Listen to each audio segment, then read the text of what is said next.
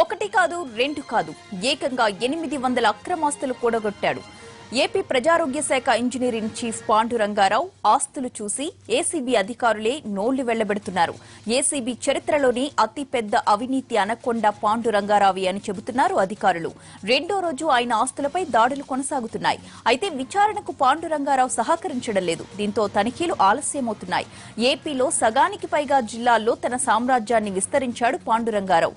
ఇక తెలంగాణలోనూ 3 జిల్లాల్లో భారీగా ఆస్తులు కొనుగోలు చేశాడు. ఇక పాండురంగారావు ఇంట్లో దొరికిన బంగారాన్ని చూసినట్లయితే అది ఇల్లా లేక అనంత పద్మనాభస్వామి టెంపులా అన్న అనుమానం రాక మారదు. కిలోల కొద్దీ బంగారం, వెండి, వజ్రాల నగలు గుర్తించారు. ఇక Visakha Andhra medical college professor Vijay Kumar ఇంట్లో కూడా తనిఖీలు జరిగాయి. పాండురంగారావు, విజయ్ కుమార్ల మధ్య వ్యాపార సంబంధాలున్నట్లుగా గుర్తించారు. విశాఖలోని హెల్త్ సిటీలో నిర్మాణంలో ఉన్న అశ్విని ఆసుపత్రి వీరిద్దరి భాగస్వామ్యంతో రూపుదిద్దుకుంటోందని ఏసీబీ గుర్తించింది.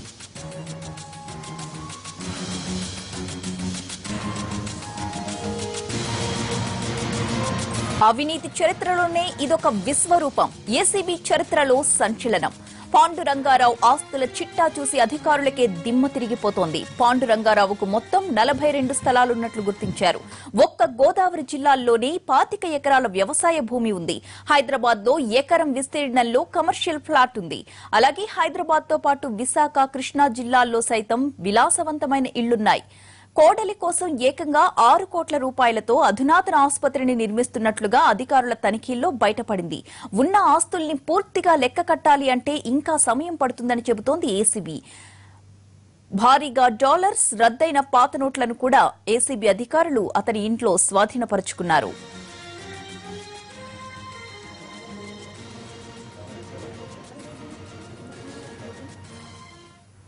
పాండురంగారావు ఆస్తులపై ఏసీబీ దాడులకు సంబంధించిన మరింత సమాచారం మా ప్రతినిధి హరీష్ అందిస్తారు. హరీష్, రెండో రోజు ఎక్కడెక్కడ సోదాలు చేస్తున్నారు? ఫుల్ డీటెయిల్స్ ఏంటి?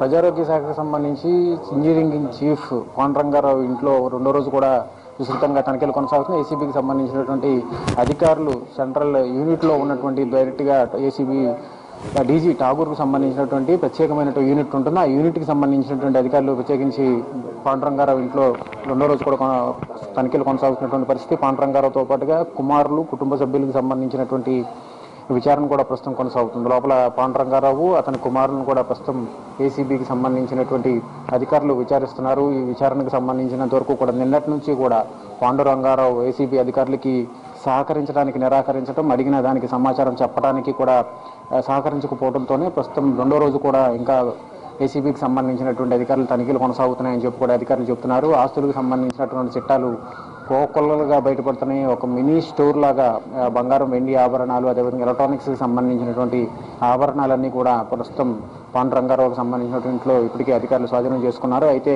డాక్యుమెంట్స్కి సంబంధించి ఉన్నటువంటి ఆస్తులకు సంబంధించినటువంటి వివరాలు ఏంటి అనేది మాత్రం పాండురంగారావు, అతని కుమారులు సహకరించకపోవటం, ప్రధానంగా విశాఖలో నిర్మిస్తున్నటువంటి ఆసుపత్రికి సంబంధించి కొడుకుల్ని డాక్టర్ చేయాలని భావించారు. అయితే డాక్టర్లు కాకపోవడంతో వచ్చేటువంటి కోడల్ని డాక్టర్ కోడలు తెచ్చుకోవాలి. పీజీ జరిగినటువంటి డాక్టర్ కోడల కోసం ఇప్పటికే పాండురంగారావు కుటుంబ సభ్యులు ప్రయత్నిస్తున్నారు. అందులో భాగంగానే వచ్చేటువంటి కోడల కోసం ప్రత్యేకించి విశాఖపట్నంలో కోట్ల రూపాయలు వెచ్చించి అధునాతమైనటువంటి హాస్పిటల్ కూడా నిర్మిస్తున్నారనేటువంటి ప్రచారం జరుగుతుంది. అందులో భాగంగానే ఇంకా విచారణ కొనసాగుతుంది. పాండురంగారావు కుటుంబ సభ్యులు అధికారులకి స్ఫూర్తిగా సహాయ నిరాకరణ చేయడంతోనే ఆలస్యం భారీగా జరిగింది. అర్ధరాత్రి సమయంలో కూడా రాత్రి అంతా కూడా ఇంకా తనిఖీలు కొనసాగుతున్నటువంటి పరిస్థితి ఇప్పుడు ఇంకా కొనసాగుతున్నాయి. మధ్యాహ్నం వరకు ఈ తనిఖీలు కొనసాగిన తర్వాత పాండురంగారావులోని ఏసీబీకి సంబంధించినటువంటి కోర్టులో హాజరుపరిచేందుకు అధికారులు ప్రయత్నం చేస్తున్నారు. మరోవైపు చూసుకుంటే కనుక ఇప్పటికే బయటపడిన ఆస్తుల విలువ దాదాపుగా ఏసీబీ చరిత్రలోనే ఇదొక రికార్డుగా డీజీ ఠాగూర్ ప్రకటించినటువంటి పరిస్థితి. దాదాపుగా 400 కోట్ల వరకు కూడా ఆస్తుల విలువలు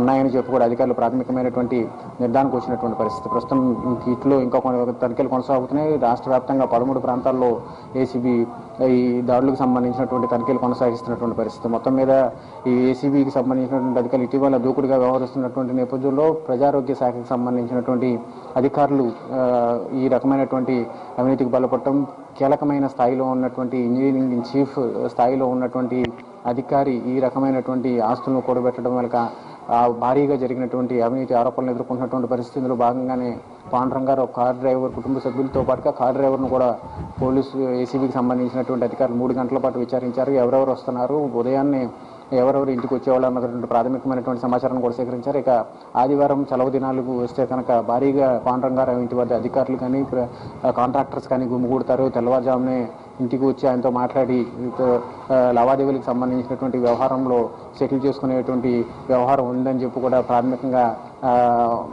ఏసీబీకి సంబంధించినటువంటి అధికారులకు సమాచారం అందింది. అందులో భాగంగానే కీలకమైనటువంటి సమాచారం కోసం అధికారులు ప్రయత్నాలు చేస్తున్నారు. ఈ ఆస్తులు ఎవరెవరి పేర్లు ఉన్నాయి, బినామీలకు సంబంధించినటువంటి వ్యవహారం ఏముంది, హాస్పిటల్ నిర్మాణంతో పాటుగా భారీ ఎత్తున 42 ఆస్తులు విలువలు కోట్ల రూపాయల్లో ఉంటుంది. వాటికి సంబంధించినటువంటి బహిరంగ మార్కెట్ విలువ 100 కోట్ల రూపాయలకు సంబంధించినటువంటి వ్యవహారం కావడంతో ఈ వ్యవహారం మీద అధికారులు పూర్తి స్థాయిలో దృష్టి సారించారు. దాదాపుగా 3 నెలలుగా ఈ పాండురంగారావుకు సంబంధించినటువంటి ఆస్తులకు సంబంధించిన వ్యవహారం మీద అధికారులు బ్యాక్ డ్రాప్లో తెర వెనక స్టడీ చేశారు. డైరెక్ట్గా ఏసీబీకి సంబంధించినటువంటి అధికారులు డీజీ డైరెక్టర్ ఠాగూర్ నేతృత్వంలో ఉండేటువంటి ప్రత్యేకమైనటువంటి టీము ఏసీబీ అధికారులు, రమాదేవి నేతృత్వంలో ఉన్నటువంటి అధికారులు ఇంట్లో తనిఖీలు కొనసాగిస్తున్నారు. పూర్తిగా ఇంకా సహకరించకపోవడంతో ఆస్తులకు సంబంధించినటువంటి డాక్యుమెంట్స్ దొరికితే వాటికి సంబంధించినటువంటి సమాచారాన్ని ఇవ్వడానికి